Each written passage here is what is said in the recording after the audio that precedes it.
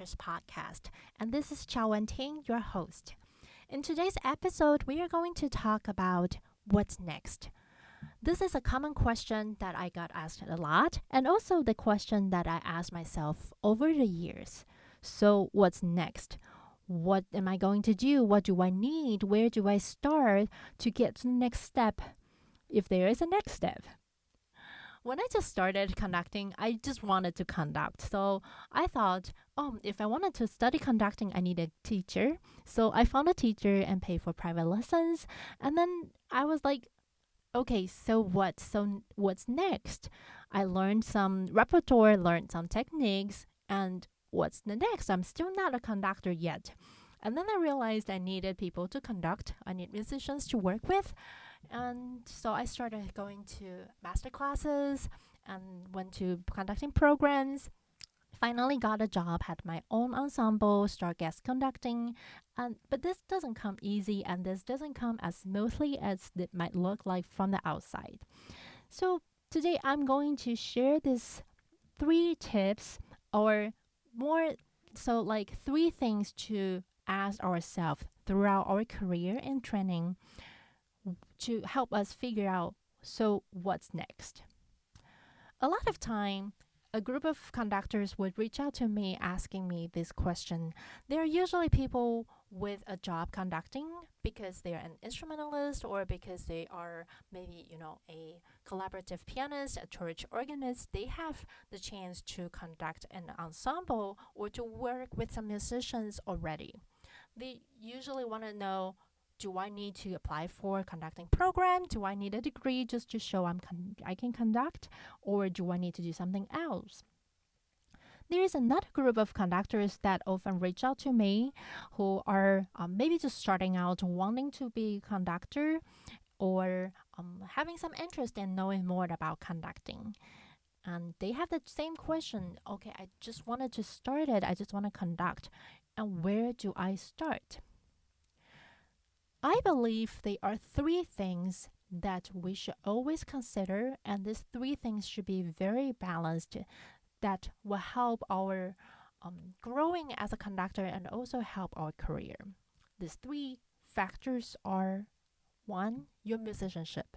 You have to be a good conductor, and that includes your techniques and your knowledge. And we'll leave it for now.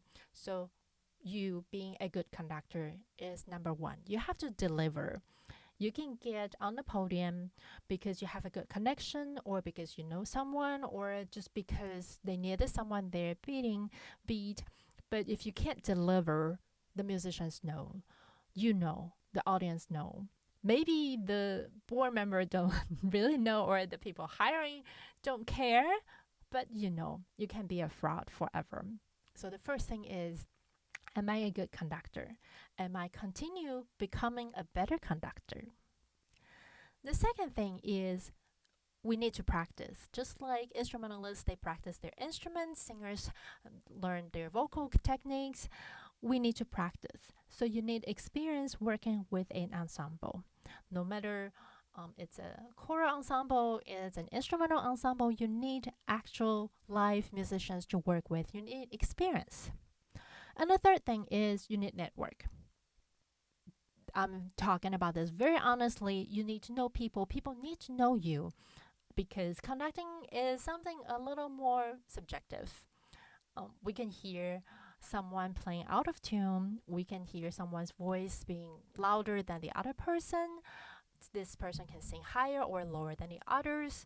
But sometimes the ensemble's performance doesn't completely reflect what the conductor's ability really is. There are a lot of other factors into it. So you need to know people and people need to know you. So these 3 things are what I always come back to when I'm trying to figure out what's next, and also what I ask people when they come to me with this question. Let's talk about the first part. You need to be a good conductor. And there are 2 parts, in my opinion, to this. It's your knowledge and your ways of delivering your knowledge to the musicians.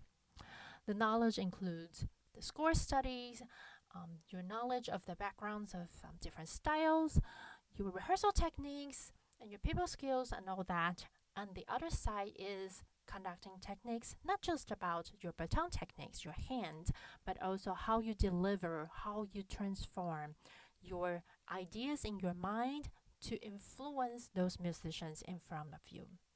So if you're not a good conductor yet, or you can be a better conductor in some areas, you need a good teacher, or you need a group of peers that will help you grow. For a very, very long time, I know very, very clearly I do not have good techniques.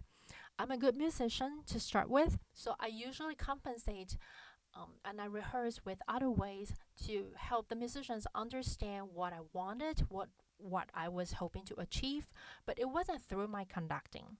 And I always knew if I had better conducting techniques, I would have saved a lot of times in explaining or in singing or in talking to others, and because I could just have shown it.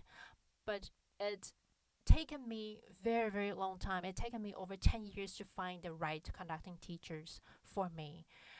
So that's something really important. The second thing is you need an ensemble. That's a little easier for those group of conductors who already are working with them, and they can teach you a whole lot of things, and you can also teach yourself by watching your own conducting videos. So start recording yourself, even just with your smartphone. Always set a camera in front of you whenever you are conducting, no matter you're conducting a concert, a rehearsal, even though you're still teaching them notes, figuring out bowings, or just reading text with your choir, record yourself and watch yourself. You should be your best critic. The third thing is, before we talk about the third thing, networking, I wanted to say a lot of times when people are just starting out without an ensemble to work with, being in a conducting program is the easiest way of working with an ensemble constantly. So that's when I would suggest people, if you don't already have an ensemble that you can work with, or it's a lot of hassle, it's a lot of money for you to always pay someone, to always buy pizza and beg people to come play for you, that might be a way out. Because sometimes with a good conducting program, you can hit three birds in one stone. You can have good teachers, you can have good podium time, and you can network with peers, with your teachers, with your teacher's friends, the guest artists you bring in. But not all conducting programs are so ideal. So you always wanted to look at those things. And the third is about networking. It's not only about your own network, who you know, but also who your teachers know, who your teachers bring in to work with you, who your friends' friends know. What kind of friends, what kind of musicians, what kind of artists they are exposed to that will connect you with. Not so purposefully, I'm connecting you because I wanted to conduct your orchestra in in 10 years. No, not in that way, but building genuine relationships. So, these are the three things that I always come back to. Am I in a stage where I'm much more comfortable rehearsing an ensemble that I need to good networkings? If so, I would reach out to a few people who I think who are great musicians, and I wanted to get to know them and see how I can be useful to their program, to what they're doing. Make yourself contributing to other people's cause and their visions. If I'm in a stage that's where I have been for many, many years, I keep looking for good conducting teachers. You don't find good teachers at the first time, which is totally fine. We have different episodes talking about finding conducting teachers. I'll link them in the show notes, but there's one with Caroline Walton, there's one with Talia Ilan, and also the one with Diane Widry is so popular when she talks about conducting studies. The second one is working with an ensemble. If you don't already have one to work with, if you're not in a stage of being enrolled in a program, school program, you can always find one. There are a lot of people here on the Conductors podcast sharing how they started and maintain an ensemble, and I'll link them in the show notes as well. The last is networking. Remember, you wanted to make genuine connections and just be a true person.